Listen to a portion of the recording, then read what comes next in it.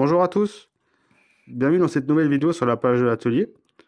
Aujourd'hui, je vais vous faire une petite vidéo de présentation de cette montre qui est arrivée pour un entretien complet que je viens de réaliser. C'est une montre assez intéressante parce qu'elle est équipée de ces deux petits poussoirs et de deux fonctions assez peu communes. Et comme cette montre, cette Drefa est vraiment en très très bel état, hein. Vous pouvez voir que le cadran est superbe, les aiguilles tout autant. La boîte est magnifique. Il n'y a pas une oreille. C'est une boîte en plaqué, hein, qui est magnifique. Il n'y a pas une oreille. Les poussoirs sont parfaits. La couronne sont parfaits. Et même le mouvement est en très très bel état. Il n'y a pas une raie. Il a été parfaitement bien conservé. Je pense que dans son passé, elle a dû avoir un entretien. Donc elle a déjà été démontée. Mais l'horloger qui est passé avant a été très soigneux. Il avait des tournevis parfaitement affûtés. C'est vraiment... la mécanique a été parfaitement respectée, hein. Donc c'est vraiment un beau produit. Donc c'est une montre qui est équipée d'un mouvement ETA 1168. C'est vraiment pas très courant. Moi, c'est la première fois que j'en vois un. Donc c'est un mouvement qui est dérivé du mouvement ETA 1100. Le 1100, c'est un mouvement ETA mécanique assez classique. Et là-dessus, ils ont rajouté deux petites complications. Donc il y a ces deux poussoirs et on peut voir, hein, que cette montre elle a deux poussoirs, mais c'est pas un chrono habituel, hein. Pourquoi? Parce que il n'y a pas deux petits compteurs, il y a la trotteuse centrale elle tourne en permanence, il n'y a pas de compteur minute, il n'y a pas de compteur d'heure, donc c'est pas à proprement parler un chrono. Donc qu'est-ce que ces deux poussoirs? Eh bien on peut voir que le poussoir du haut, quand on appuie dessus, ça s'arrête. Voilà, c'est ce qu'on appelle un stop seconde. Voilà.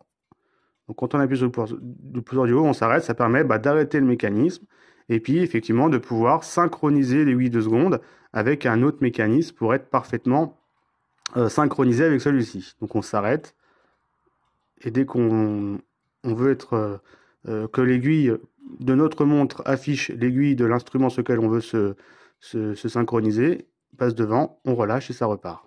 Voilà. Devant l'étalon. Voilà. Dès que notre montre veut être synchronisé face à un étalon, on repart. Et le poussoir du bas, on peut voir, c'est un flyback. Tac. Voilà. Ça permet de remettre à zéro instantanément l'aiguille. Et pareil, ça permet de se synchroniser avec un étalon de façon très rapide. Voilà. Donc ça, c'est des petites fonctions qui devaient sans doute répondre à des demandes plutôt militaires. Voilà, ou quand des militaires partaient en mission, ils avaient besoin d'avoir la même seconde, la même indication de seconde au même moment pour peut-être des interventions précises, peut-être des choses de style pour les artificiers, par exemple, ils devaient être parfaitement synchronisés. Et avant de se séparer, eh ben, ils faisaient comme ça, et voilà. Et chacun au même moment, eh ben, ils avaient la même indication de seconde. Et à chaque moment, hop, c'est 5 secondes à chaque poignée, à chaque montre de chaque intervenant. Et ça permettait d'être parfaitement synchronisé. C'est quelque chose qu'on retrouve plus tellement aujourd'hui. À part, on le voit un petit peu chez Panerai. C'est vrai que Panerai a cette fonction. Si vous regardez un petit peu mes vidéos plus anciennes, j'avais fait une vidéo quand j'avais vu à l'atelier une Panerai équipée de cette fonction de remise à zéro de l'aiguille, mais c'était différent. Sur la Panerai, c'était quand on se mettait en position mise à l'heure, en mise à l'heure, il y avait le stop seconde, donc le mouvement s'arrêtait, et en plus l'aiguille de seconde se remettait à zéro. Voilà. Voilà. Donc ça j'essaierai de vous remettre le lien en vidéo. Cette Panerai, la Panerai, c'est à ma connaissance, un des rares mouvements à être équipé de cette fonction. Donc quand on met en mise à l'heure, tac, quand on se met en mise à l'heure, bah, ça faisait ça. Voilà. Bon là, faut le faire manuellement, mais sur la Panerai. Donc c'est vraiment, et Panerai hein, l'expliquait, hein, que c'était vraiment un but militaire. Donc je pense que cette Drefa répondait aussi à un but militaire. Voilà, donc c'est vraiment une petite complication assez sympathique. C'est vrai que j'aurais pu vous montrer le mécanisme totalement démonté quand j'ai fait la révision. Pour être franc, j'ai totalement oublié. Ce jour-là, j'étais un petit peu dans les nuages. J'ai fait la révision de façon un peu mécanique et c'est une fois totalement remonté, je me suis dit, ah bah zut, j'aurais dû vous montrer le cœur de ce mouvement. Je vais pas le redémonter hein, pour vous montrer, hein, je vais juste vous faire une explication assez rapide. On peut voir qu'ici on a la bascule qui est de remise à flyback, voilà, avec un marteau, et ce marteau vient appuyer sur un cœur sur la roue de seconde. Et la roue de seconde est en deux parties, avec un ressort de friction.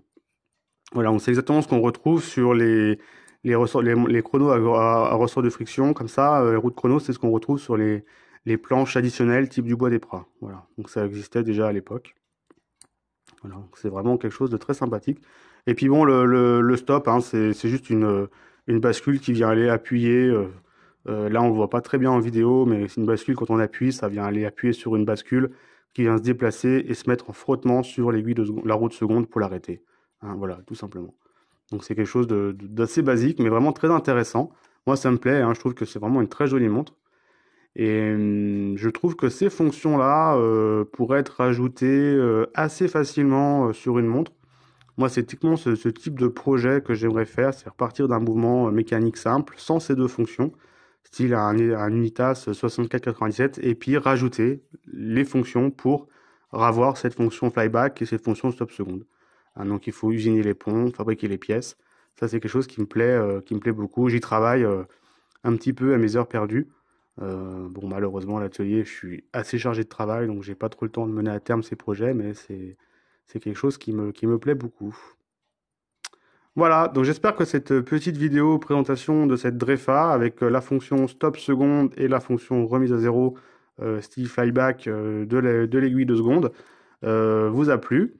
N'hésitez pas à commenter, partager et puis poser vos questions si besoin. À bientôt!